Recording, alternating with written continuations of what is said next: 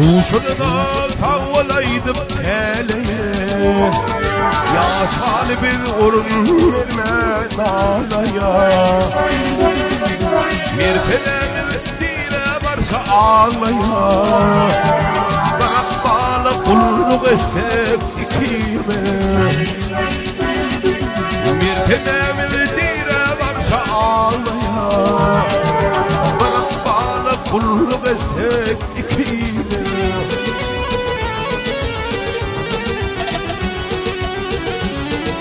Mutabak hayır kötüyle özvurma, yetmit arılarımı kovuşvurma.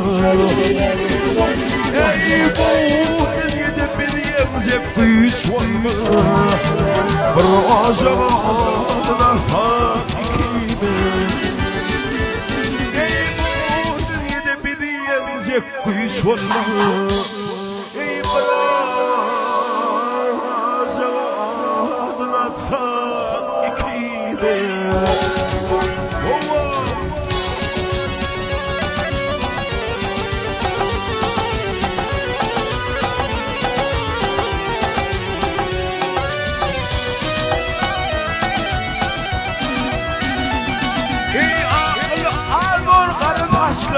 başında ağlayılır durmuşun kesinde. Kulları devam eder devran içinde, bana kadın başında ikide. Kulları devam eder devran içinde, ey bana kadın başında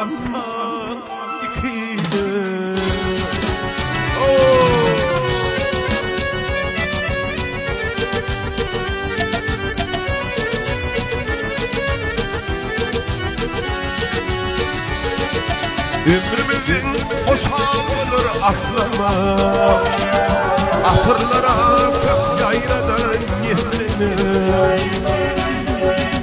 Yağsılıktan yağlıhalar ismini, tek işleri yaran tutsak ikine.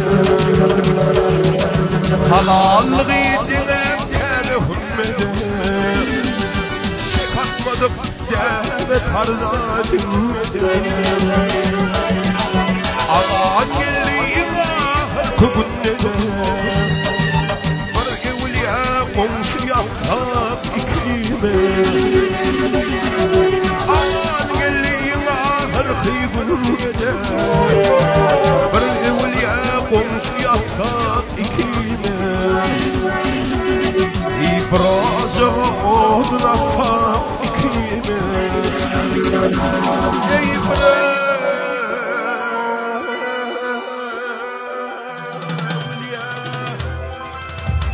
komşu yansa ikime.